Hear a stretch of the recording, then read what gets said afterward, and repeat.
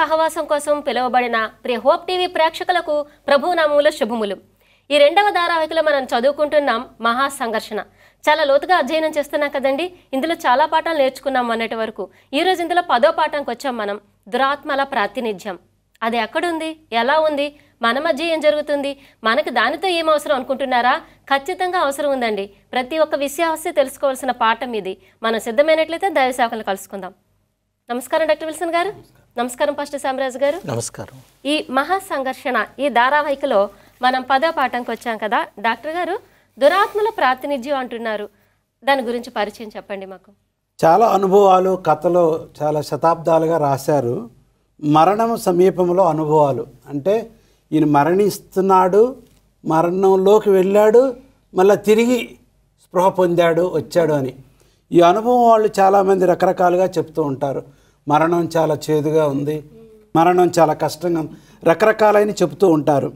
కానీ నవీన కాలంలో క్రైస్తత్వంలోనికి వేరే మత సిద్ధాంతాలు వచ్చి, ముఖ్యంగా రోమా దేశం నుంచి క్రైస్తత్వంలోకి వచ్చింది ఏంటంటే, మరణించిన వారు, ద డెడ్ విల్ స్పీక్, మరణించిన వారు తిరిగి వాళ్ళు జీవించి వాళ్ళు మాట్లాడుతున్నారు. ఇది ఏ విధంగా సాధ్యపడుతుంది, బైబిల్ ఏం చెప్తుంది, ఈ యొక్క మృతుల్లో ఎలాగ మాట్లాడగలరు అనేది మరి సాతానుడు చాలా ఒక మహా గొప్ప పరికరంలాగా ఎంతోమందిని మోసం చేయడానికి ప్రయత్నిస్తూ ఉన్నాడు. ఈ యొక్క మొట్టమొదట ఆదికాండం 3వ అధ్యాయం 4వ వచనంలో నీవు చావనే చావని సాతానుడు మొట్టమొదట అబద్ధం పలికాడు. అంటే స్పిరిచువలిజం, ఈ యొక్క దురాత్మలకు ప్రాతినిధ్యం అనేది పునాది వేసింది ఆ మాట, నువ్వు చావనే చావని. కానీ కొద్ది రోజులకి ఆదాము చనిపోయాడు. అప్పుడు రుజువు అయింది మరి సాతానుడు చెప్పిన మాట తప్పని. 19వ శతాబ్దంలో ఫాక్స్ సిస్టర్స్ అని ఈ యొక్క న్యూ హ్యాంప్షైర్ అమెరికా దగ్గరలో మరి ఇద్దరు సిస్టర్స్ వాళ్ళు ఉన్న ఇంటిలో ర్యాపింగ్ అంటే ఎవరితో మాట్లాడినట్లుగా ఏదో చేస్తున్నట్లుగా, అది ఏంటని తెలుసుకుంటే వాళ్ళు దురాత్మలు వాళ్ళతో మాట్లాడుతున్నారు. ఎవరు మీరు ఏంటి అంటే మేము పలానా చనిపోయిన వాళ్ళ ఆత్మ అని చెప్పుకుంటూ వచ్చారు. ఈ యొక్క అలవాట్లు, ఈ యొక్క ఆలోచనలు, ఈ తలంపులన్నీ కూడాను వాళ్ళకి అనుభవంగా మారి, వాళ్ళు ఇంకొక సిస్టర్ ఉంటే వాళ్ళు కూడా కలిసిపోయి చాలా కాలం దాని మీద డబ్బు సంపాదించుకొని వాళ్ళు చేస్తున్న ఈ పని వేరే వాళ్ళకి నేర్పించేశారు. కానీ వాళ్ళు మరణించే సమయంలో they deeply regretted, this is wrong practice, అది చాలా తప్పని వాళ్ళు అప్పుడు అర్థం చేసుకున్నారు. సాతానుడు ఆఖరి రోజుల్లో ఈ యొక్క ఆయుధాలని అనగా ఈ యొక్క పద్ధతులను ఉపయోగించి అనేక క్రైస్తవులను మోసం చేస్తాడు. కాబట్టి ఈరోజు పాఠం ఏంటంటే how we should not fall in to delusion of those kind of practices. అలాంటి దుర్మార్గమైన కార్యక్రమాలు పడకుండా మనం మెలకుగా ఉండటానికి, ఇలాంటి దుర్మార్గమైన కార్యక్రమాలకు మనకి ఏమాత్రం పాలు పంపులు పొందకుండా ఉండటానికి ఎలా జాగ్రత్తగా ఉండాలి ఈరోజు పాఠం. బాగుందండి, చక్కని పరిచయం చెప్పారు. పాస్టర్ గారు, ఈరోజు పాఠం కోసం లేఖనం వినిపించండి. ఈరోజు పాఠం కోసం ఇచ్చిన లేఖనములు మొదటి దశలోని రాసిన పత్రిక 4వ అధ్యాయము 16-17 వచనాల్లోంచి తీసుకోబడ్డది. ఆర్భాటముతోనూ ప్రధాన దూత శబ్దముతోనూ దేవుని బోరతోనూ పరలోకము నుండి ప్రభు దిగివచ్చెను. క్రీస్తునందుండి మృతులైన వారు మొదట లేతురు. ఆ మీదట సజీవులమై నిలిచిండు మనము వారితో కూడా ఏకముగా ప్రభువును ఎదుర్కొనుటకు ఆకాశ మండలమునకు మేఘముల మీద కొనుపోబడుదుము. కాగా మనము సదాకాలము ప్రభువుతో కూడా ఉందుము. దేవుడి వాక్యం దీవించిన గాక. మనం ఆసక్తిగా ఎదురు చూడబోతున్న సందర్భం అది కనిపిస్తుంది అక్కడ. చాలా బాగుంది డాక్టర్ గారు. మరి దురాత్మలతో మాట్లాడటం గురించి ఒక ఉదాహరణ ముందు చెప్పారు. అసలు దురాత్మలతో మాట్లాడటం వల్ల కలిగే పరిణామాలు ఎలా ఉంటాయంటారు? ఈ యొక్క ఆలోచన, దురాత్మలతో మాట్లాడే ఆలోచన రోమా ప్రభుత్వం నుంచి, రోమా అలవాట్ల ఆచారాల నుంచి వచ్చింది, వాళ్ళ మత సిద్ధాంతాలు, వాళ్ళ పద్ధతుల్లో నుంచి వచ్చింది. ఇది క్రైస్తత్వం రోమా ప్రపంచంలో పెరిగింది కాబట్టి కొన్ని అలవాట్లు దాంట్లో నుంచి తీసుకోవటం వల్ల ఇప్పుడు అది ఇమ్మోర్టాలిటీ ఆఫ్ ద సోల్, అంటే బాడీ నశించినప్పటికీ ఈ యొక్క ఆత్మ జీవిస్తూనే ఉంటుందని నమ్మకం వాళ్ళకే ఉన్నదాన్ని. ఎందుకంటే డైకాటమీ, గ్రీక్ మిథాలజీ ప్రకారం డైకాటమీ, బాడీ అండ్ మైండ్. అందుకోసం బాడీ చనిపోయినా కానీ, సో ఇది క్రైస్తత్వంలో తీసుకొచ్చారు. కానీ క్రైస్తత్వంలో డైకాటమీ అని 2 భాగాలుగా లేదు. ఇంకా ముందుకు మనం వెళ్ళినట్లయితే ఈ యొక్క ఈ యొక్క ఏమంటారు సోల్ ఆత్మ అనేది మరణించదు అనే దాని గురించి మనం చదివినప్పుడు మత్తయి సువార్త 10వ అధ్యాయం 28వ వచనంలో యేసు ప్రభు వారే చెప్తున్నారు, మీ శరీరాన్ని పాడు చేసే వాళ్ళ గురించి మీరు భయపడొద్దు, ఆత్మ శరీరం రెండూ పాడు చేసేవాళ్ళు, అంటే సాతానుడు అంతా కూడాను పాడు చేయాలని ప్రయత్నిస్తున్నాడు కాబట్టి జాగ్రత్తగా ఉండమని చెప్పి ఉన్నాడు అనమాట. మోషే కాలంలో కూడాను ఇశ్రాయేలీలు వాళ్ళు జీవించే విధానం వేరే వాళ్ళతో పరిచయం పెట్టుకున్నప్పుడు మీరు తాంత్రిక పద్ధతులను, మంత్రి విద్య ఇలాంటి ఏమి కూడా, బ్లాక్ మ్యాజిక్ ఇవన్నీ ఏమి చేయకూడదు, మీరు ఆత్మలతో మాట్లాడకూడదు అని రకరకాలుగా వాళ్ళకి చెప్పే లేవీకాండం 20వ అధ్యాయంలో, ద్వితీయోపదేశకాండం 18వ అధ్యాయంలో చాలా జాగ్రత్తగా చెప్పాడు. అలాగ నువ్వు ఏదైనా పెట్టుకున్నట్లయితే, సోది చెప్పించుకోవటం ఇట్లాంటి ఏదైనా జరిగినట్లయితే అట్లాంటి వారిని మీ క్యాంపులో ఉండకోకుండా రాళ్లతో వాళ్ళని కొట్టి చంపాలి, వాళ్ళని మీ మధ్యన ఉంచకూడదని గట్టిగా దేవుడు హెచ్చరిక ఇచ్చున్నాడు. ఎక్లీజియాస్టిక్ ప్రసంగి 9:5లో మరి బ్రతికియుండు వారు తాము చత్తురని ఎరుగుదురు, అయితే చచ్చిన వారు ఏమీ ఎరుగురు, వారి పేరు మరువబడినది, వారికి ఏమీ లాభము కలుగదు. ఇంత స్పష్టంగా వాక్యం జ్ఞాని రాసి ఉండగా మానవుడు చనిపోయిన తర్వాత ఏదో ఒక రూపంలో ఉంటాడు ఆత్మ అని నమ్మకాలు రకరకాలు. అదే యెషయా గ్రంథం 18వ అధ్యాయం 8వ అధ్యాయం 19-20లో ఏం చెప్తున్నాడంటే, ధర్మశాస్త్రము ప్రమాణ వాక్య విచారించడి, ఈ వాక్య ప్రకారం వారు బోధించని ఎడల వారికి అరుణోదయం కలగదు. అంటే speak only according to the truth.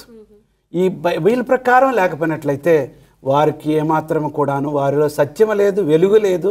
అందుకోసం చాలా జాగ్రత్తగా ఉండాలని మనకు ముందుగానే అన్నీ కూడా స్పష్టంగా రాయబడ్డాయి. కానీ మనుషులే కొంచెం అవకతవకలుగా అటు ఇటు అడుగు వేస్తూ శాపాలు తెచ్చుకుంటున్నారు. అది చాలా క్లియర్ సార్. అది ఎందుకంటే ప్రసంగిలో క్రింద వాక్యం, వాళ్ళు ప్రేమించరు, పగబెట్టరు, సూర్యుడి కింద వాళ్ళకి ఏమీ తెలియదు, అయినా కానీ వాళ్ళు చనిపోయిన వాళ్ళు మాట్లాడుతున్నారు, కనబడుతున్నారు, ఇవన్నీ చెప్పడం జరుగుతుంది. పాస్టర్ గారు, మరి ఈ మరణానంతర ఆత్మల పరిస్థితిని గురించి పాత నిబంధన గ్రంథంలోని ప్రజలు ఎలా అర్థం చేసుకున్నారంటారు?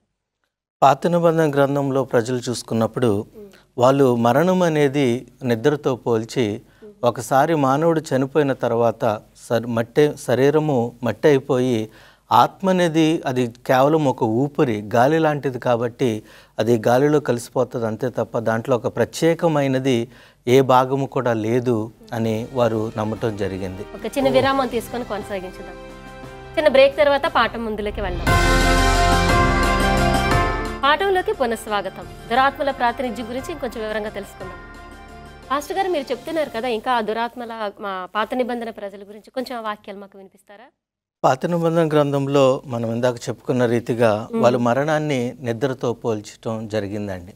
ఎందుకంటే బైబిల్లో మనకి కీర్తనలు 6:5 వచనంలో చూసుకున్నప్పుడు, మరణమైన వారికి నిన్ను గూర్చిన జ్ఞాపకము లేదు, పాతాళంలో ఎవరు నీకు కృతజ్ఞతాస్తుతులు చెల్లించుదరు.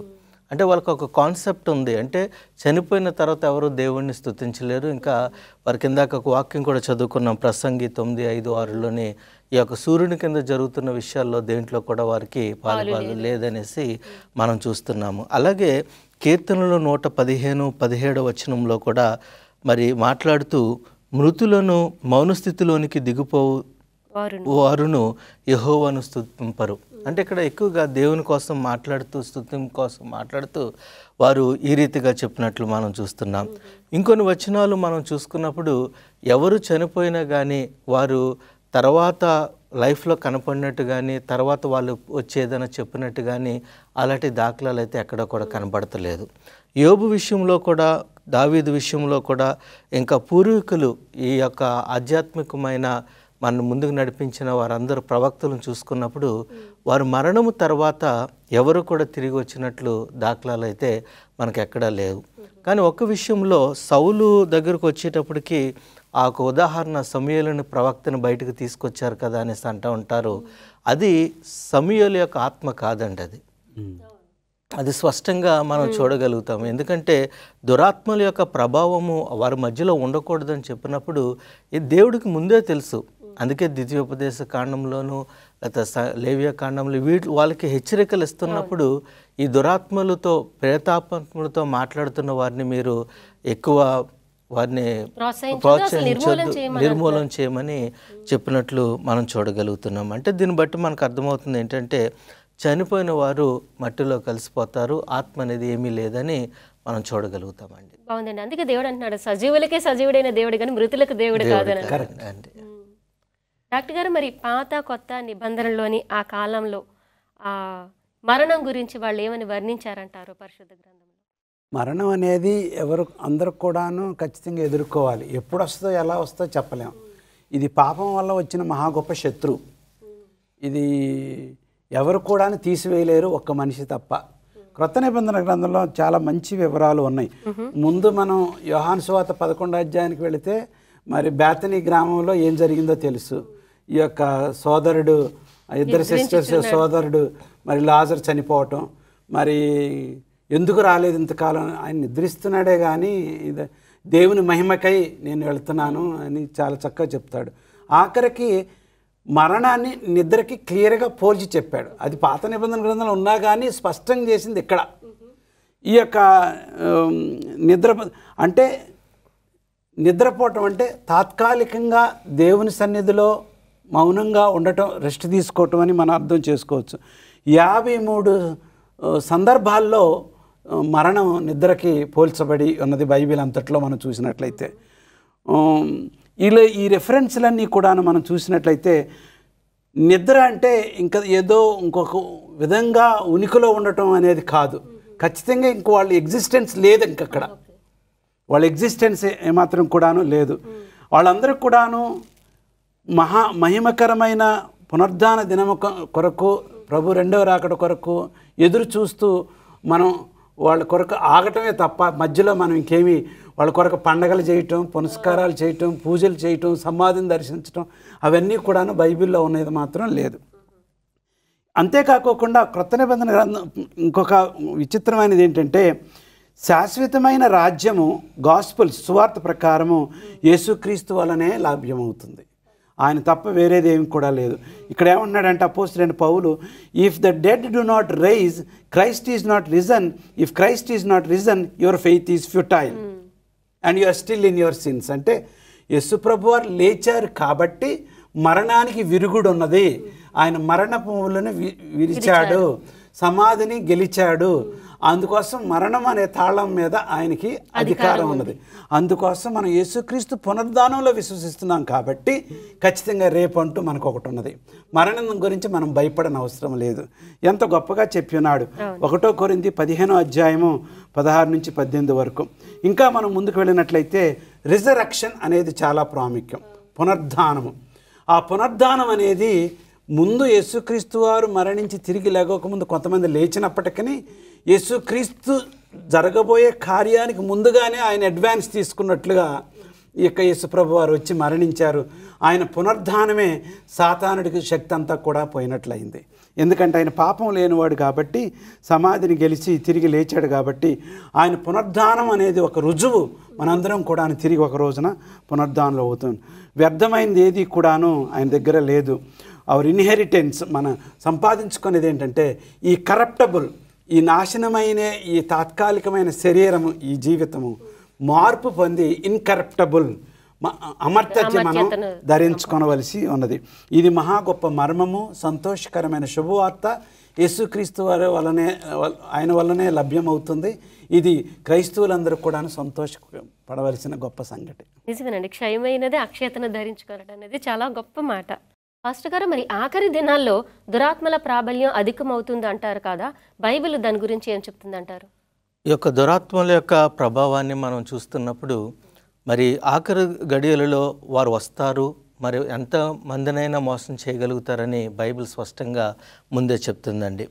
మత్తయి సువార్త 24వ అధ్యాయంలో యేసుక్రీస్తు వారు అంత్యకాలంలో జరగవలసిన విషయాలను బట్టి మాట్లాడుతూ అని ఏమంటున్నారంటే 5వ వచనంలో, మరి అనేకులు నా పేరట వచ్చి నేను క్రీస్తునని చెప్పి పలువురిని మోసపరుస్తారనేసి చెప్తున్నారు.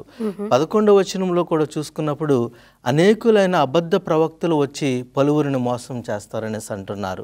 24వ వచనంలో కూడా చూసుకున్నప్పుడు మరి సాధ్యమైతే ఏర్పాటు చేయబడిన వారిని కూడా మోసం చేసే పరిస్థితి ఉన్నదని మనం చూస్తున్నాం. అంటే సాతాను ఈ యొక్క అంత్యకాలంలో ఏం చేస్తాడంటే మన యొక్క పితరులు చనిపోయిన వారి యొక్క మరి వాళ్ళ రూపమును మరి దురాత్మలకు అప్పగొచ్చి ఆ దురాత్మలు మన పితరుల రూపంలో మనకు కనపడి ఇదిగో ఇది సత్యము, మేము ఎలా చేస్తాము, మేము ఎలా పొరపడ్డాము, కానీ మీరు అలా చేయకూడదు, మీరు ఎలా చేయండి అని సమూయేలు ఎలాగైతే తో మాట్లాడించాడు దురాత్మ, అదే ప్రస్తావన మరొకసారి ఇక్కడ రాబోతుంది.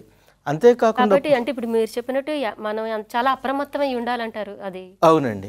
ఎందుకు అంటే ఇప్పుడు 2వ దశలోని రాసిన పత్రిక 2వ అధ్యాయము 7-9 వచనంలో పౌలు కూడా మాట్లాడుతూ ధర్మ విరోధి వచ్చినప్పుడు 9వ వచనము 10వ వచనంలో మనం చూసుకున్నప్పుడు ఎక్కువగా ఈ యొక్క సూచన కార్యక్రమములకు పడిపోతారండి ప్రజలందరూ కూడా. సాతాను కూడా ఏం చేస్తున్నాడు, మరి ఇప్పుడు ఒక సంఘాన్ని మనం చూసుకున్నప్పుడు ఎంత వాక్యం ఉన్నదో చూడట్లేదు, కానీ ఎన్నో అద్భుత కార్యాలు జరుగుతుంటే అంత ఆత్మీయ సంఘం అనేసి అనుకుంటున్నారు. సాతాను కూడా ఏం చేస్తున్నాడంటే ఆయన గొప్ప గొప్ప సూచన కార్యాలు చూపించి ప్రకటన 16, 13, 14 వచనాల్లో చూసుకున్నప్పుడు ఆకాశాన్ని నుంచి మంటను అగ్ని రప్పించి అద్భుత కార్యాలు చేసి నేనే నిజమైన శక్తిని, నిజమైన దేవుణ్ణి, నా ద్వారానే మీరు రక్షించబడతారని యేసుక్రీస్తు వారి యొక్క రూపము, వెలుగుదూత రూపంలోనే సాతాను వచ్చి యేసుక్రీస్తు వారి స్థానాన్ని మనుషులకు చూపించి మోసం చేస్తున్నట్లు మనం చూస్తున్నాం. అంటే ఈ యొక్క అంత్యకాలంలో మనము మన పితరులు మనకు కనపడినప్పుడు కానీ లేకపోతే మనకు ఏదైనా తెలిసినప్పుడు వెంటనే మనం పడిపోకుండా వాక్యము మరణించిన వారి కోసం ఏం చెప్తుందో మనం తెలుసుకోవాలి. బాగుంది. చిన్న విరామం తీసుకుందాం. చిన్న బ్రేక్ తర్వాత పాఠం చివరి భాగంలోకి ఇంకా వెళ్దాం. దురాత్మల గురించి చదువుకుంటున్నాం కదా, పాఠాలు ఇంకొంచెం నేర్చుకుందాం. డాక్టర్ విల్సన్ గారు, ఈ దురాత్మల ప్రాతినిధ్యం అనేది ఈ చివరి కాలంలోని ఇంకా అనేక మందిని మోసం చేస్తాడని ముందుగా వాక్యం చదువుకున్నాం. నిజంగానే వాటి ప్రభావం తీవ్రం అవుతుందంటారా? దాని గురించి చెప్పండి. సాతానుడు ఆఖరి రోజుల్లో మానవుని మోసం చేయడానికి ఉపయోగించే ఆయుధాల్లో ఇది ప్రాముఖ్యమైన ఆయుధం. ఏమన్నాడంటే మన యొక్క నిరీక్షణ, మన రక్షణ యేసుక్రీస్తులోనే ఉన్నది. ఆ యేసుక్రీస్తు దగ్గర నుంచి కేంద్రీకరించుకోకుండా వేరే వైపు త్రిప్పాలి అని అంటే ఒక ఆకర్షణీయమైన కార్యక్రమాలు చేయాలి. చనిపోయిన వారిని లేపటమో, లేకపోతే గొప్ప గొప్పగా అద్భుతాలు చేయటమో, లేకుంటే గొప్ప ప్రసంగాలు చేయటమో, భాషల్లో మాట్లాడటమో, ఏదో ఒకటి విచిత్రమైనది చేయాలి సత్యం నుంచి దూరం చేయడానికి. సత్యం ఆడంబరంగా కనపడదు, కానీ సత్యం అనేది లోతుగా, నిదానంగా, పవిత్రంగా ప్రవహిస్తూ ఉంటుందన్నమాట. అది క్రమశిక్షణ కలిగిన ఒక పరిశుద్ధమైన ప్రజల దగ్గరనే వారి నోటి నుండి వారి హృదయం ద్వారా చూడగలుగుతున్నాం. ఇలాంటి లోకరీతిగా అయిన కార్యాలు చేయొచ్చు. సాతానుడు ఆడంబరంగా చేసే కార్యక్రమాల్లో సత్యం అనేది ఎక్కువగా కనపడదు.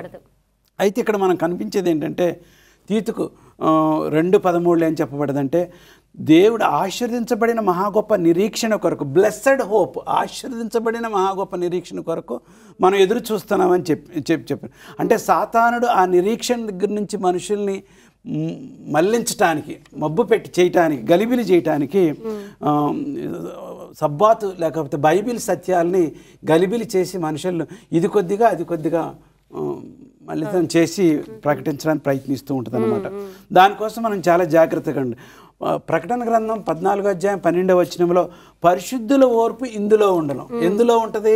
10 ఆజ్ఞలు పాటిస్తూ యేసుక్రీస్తు విశ్వాసాన్ని కాపాడుకున్న వారికి మాత్రమే ఆ ఓర్పు కలిగి ఉంటుంది. ఆ సంపూర్ణ సత్యం అనేది వారిలో ఉంటుంది. దేవుని యొక్క సన్నిధిలో యేసు ప్రభు వారే చెప్పారు, హెచ్చరిస్తూ జాగ్రత్తగా ఉండండి, ఆఖరి రోజుల్లో ఈ ఘోరమైన పరిస్థితులు జరుగుతాయని మత్తయి సువార్త 24లో బోధిస్తూ 23 నుంచి 27 వరకు ఏం చెప్పారంటే, ఇక్కడున్నాడు క్రీస్తు వారు, ఆ గదిలో ఉన్నారు క్రీస్తు వారు, మనం అక్కడికి వెళ్తే విల్ బికమ్ హిప్నటైజ్డ్, అంటే మనం ఆ శక్తి అన్నమాట. ఇక మనం తేటగా ఆలోచించలేము, బైబిల్ వాక్యాలు మనకు గుర్తురావు. ఎందుకంటే హిప్నటైజ్ అయినప్పుడు మనం ఎప్పుడు కూడా ఆ భ్రమలో ఉంటాము, ఆ కరెంట్ షాక్లో, ఆ పవర్లో ఉంటాం. కాబట్టి అక్కడికి వెళ్ళొద్దు, ఇక్కడికి వెళ్ళొద్దు అని దేవుడు ముందుగానే అక్కడున్నాడు. దేవుడు అక్కడ ఇక్కడ దాక్కొని ఉండడు. దేవుడు వస్తే బహిరంగంగా ఆయన మధ్యాకాశంలో మహా గొప్ప శబ్దంలో ఆర్భాటంతోనే వస్తాడనమాట. సాతానుడు ఆఖరి రోజుల్లో ఇలాంటి విచిత్రమైన అద్భుతమైన కార్యాలు చేసి మనుషుల్ని ఆకర్షించడానికి చాలా ప్రయత్నిస్తూ ఉండగా మనం మాత్రం we anchor on the biblical truth. మనందరం కూడా మన గురి, మన యాంకర్ ఏంటంటే మనం పట్టుకునే అదేంటంటే ఖచ్చితంగా బైబిల్ సత్యాలు మాత్రమే. ఆఖరి డ్రామాలో ఆఖరిగా సాతానుడు ఎన్ని చేసినా మోసపోకుండా, ఈ యొక్క సత్యం పట్టుకొని ఉన్న వాళ్ళకి ఆఖరికి ఆశ్చర్యం చేసేది ఏంటంటే, the crowning act of the great drama of deception is Satan himself will personate Christ. ఒక మనిషి రూపంలో మహా గొప్ప తెల్లని వస్త్రాలు మెరుస్తూ ఆయన అందరి ముందు కనపడి మరణించిన వారిని లేపి, నేనే యేసుక్రీస్తుని, నన్ను వెంబడించుడి అని ప్రకటించుకుంటూ భూమి మీద చంచరలాడుతూ ఉంటారు. యేసుప్రభు వారు వచ్చినప్పుడు ఆ ఊరు ఈ ఊరు వెళ్ళరు, నా కోటేయి నీ కోటేయి అని చెప్పరు. ఆయన మధ్యాకాశంలో నిలిచి ఉంటారు, మనందరం కూడా ఎత్తబడతాం. చూడండి, సాతానుడు చేసే క్రియలకి. కానీ అమాయకులైన క్రైస్తవులు చాలామందికి తెలియదు, ఎందుకంటే బైబిల్ స్పష్టంగా వాళ్ళకి వివరించి చెప్పరు కాబట్టి. Only prosperity gospel.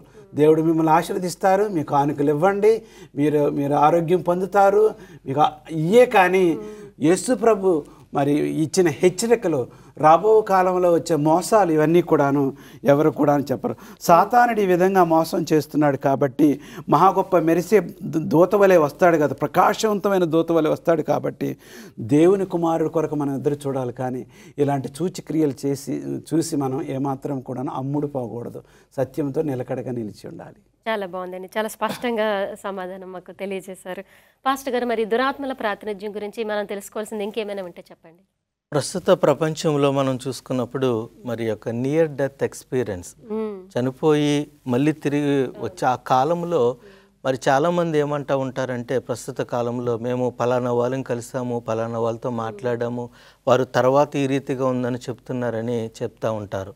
చాలామంది మరి క్రైస్తవులే కాదు, లోకంలో ఉన్నవారు ఏదో తెలుసుకోవాలన్న ఒక తాపత్రయంలో ఉన్నప్పుడు ఈ మాటలు విన్నప్పుడు వారు వెంటనే పడిపోతూ ఉంటారు. అంటే ఏది సత్యమో ఏది అసత్యమో వారికి తెలియదు కనుక.